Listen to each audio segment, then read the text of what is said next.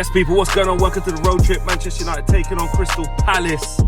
Listen, get the job done, boys. Let's keep the momentum up. Let's keep doing what we need to do. Let's keep winning football matches. You know what I'm saying? We know this thing about Rashford, all the noise off the pitch and stuff. Garnacho, there's still noise there. But results. We have to focus on the team. We can't be worrying about what's going on with transfers, etc. And this is a game that is a difficult game. Do you know what I mean? Palace in the last 5 visits to Old Trafford have done very, very well after winning like once or twice out of the previous 22, the first 22 games they played at Old Trafford in their existence. So, listen, it ain't easy. And they match up with the same formation. You know what I'm saying? And that usually poses as a problem. It's all good playing against Steaua Bucharest, who are an awful team, let's be honest. We made light work of them because we had a good performance, a dominant performance, controlled performance. But this is the Premier League, and those are the types of performance we want to see in the Premier League. We want to see us dominating the ball. We want to see us being comfortable in possession, limiting the chances of the opposition, and us being in just general control of the game. And even in the games we've won in the league, which isn't much, but you know, the ones that we have still been very shaky. So you look at the Fulham game, okay, we defended well, but we're just not creating enough. You look at the Southampton game, awful for 80 minutes, played off the park by bottom of the league. And then, you know, Ahmad saved us. And other wins, I can't even remember any others. You know, Everton was an easy walk in the park in the end, but after the first half an hour. So what my point is that it would be nice to see what we saw against Steaua Bucharest in the Premier League, because it's all good. I was getting gas of Kobe in the 10 and all of these things, and I get all that. But my thing is, can he do that in the Premier League? Not just him, can we play like that in the Premier League? Because, you know what I'm saying, the likes of, you know, Mateta and Sarr on the break, Eze left 10. You got Mitchell going up and down the left-hand side, Munoz going up and down the right-hand side. Was it Craig Richards, Lacroix and Gahey as the 3 centre-backs? Dean Henderson coming back to Old Trafford. So they got competent players. Jefferson Lerma running around in the midfield.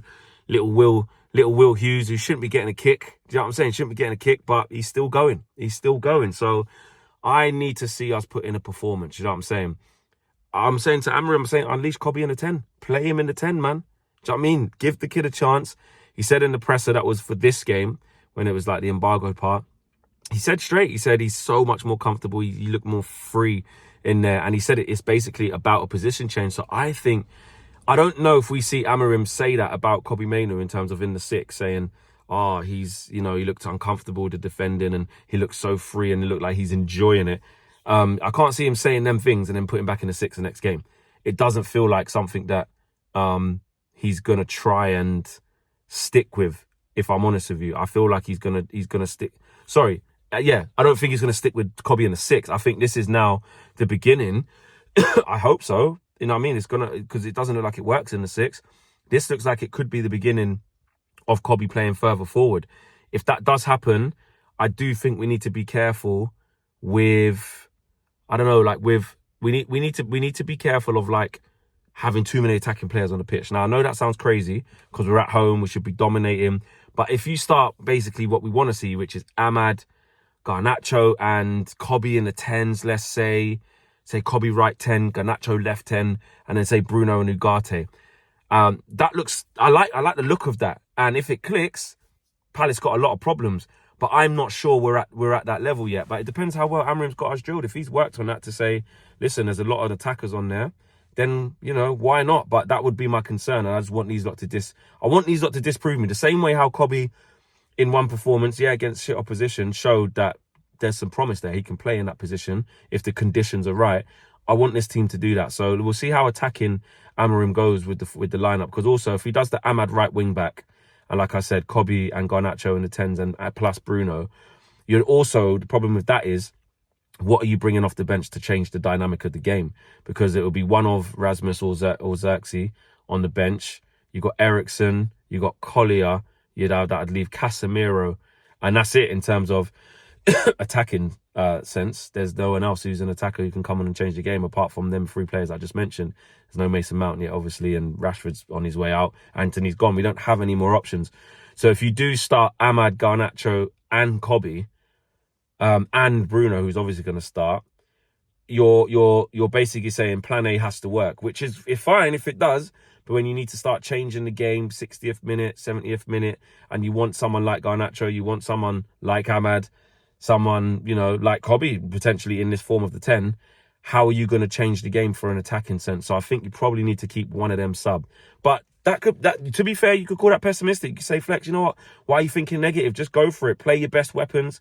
If it don't work, then Amram has to find something. But I just think that he will blow caution to the wind and probably go, you know what? I need to stay away potentially from playing all of them. But whatever it is, get the job done. I mean, Mazraoui, right centre-back, perfect. Maguire's fully rested. You know, he should probably come back in as well. Deal with Mateta, you know, he's a big boy. He's going to be up for it physically.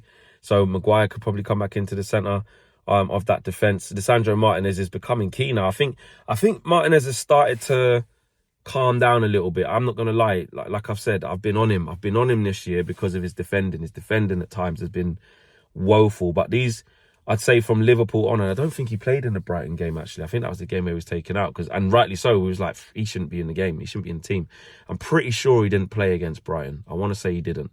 It'll be good. It's good for him that he's kind of almost taken ownership of those like shit performances. And the last games from then, yes, the scoring and the assists, etc., but his defending's been better as well. You've got to remember, he's a defender first. But what we're learning about Lisandro is that he can be crucial in this system with the protection and with the emphasis on your centre halves needing to come and step out and play. It's not by chance that he's getting, you know, shots off or, you know, passing between the lines and setting up chances. It's by design. Amorim is setting up this system for a ball dominant centre half in that left channel like Lisandro Martinez. So yes, in the big games against the big opposition, there's still some question marks about his defending and his dominance and stuff and his power. I get that. But for most of the teams that we play, he's actually integral to this system, stepping into midfield. You know, the way he gets that shot against Liverpool, scores. The way he gets a shot against Fulham, he's in the same area. The way he puts the ball over the top for Ahmad against City, the way he does it against Rangers for Bruno's goal. There's a common theme here. It's because he's stepping into that sort of inside channel. When we've got the ball and we're keeping teams penned in, as soon as they try to clear it, he's there. As he's defending so high to keep them penned in into their own half. So I'm pleased with that. That's working. And the rest of it, listen, Dallow's got a goal. You know what I mean? Dorgu's coming in. Dallow needs to make sure that he's on job. You know what I mean? Dorgu's coming for his position. Maybe Rashford, don't get me wrong, can go back to right wing back. But Ahmad's proved he can play there. And now with Kobe doing all right in the 10 and Garnacho doing all right in the 10, unless there's any crazy bids and he leaves, the competition is hotting up. That's what my point is. So we shall see from there. Anyway, smash a like on the video, subscribe to the channel if you are new. Join Owen and join KG on the match route, and I'll see you after the game for reaction outside Old Trafford. I'm out of here. Peace.